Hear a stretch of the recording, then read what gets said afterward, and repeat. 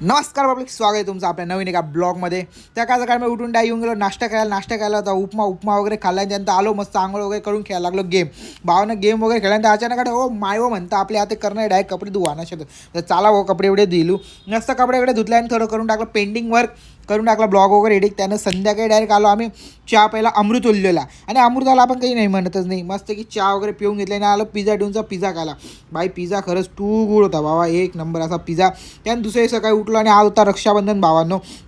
तर रक्षाबंधनला असतं की आता राखी वगैरे बांधण्यासाठी येऊन गेलो रेडी. पण त्या चुरीला कॉल केला, चुरी म्हणे आपण जाऊया आधी मंदिरात.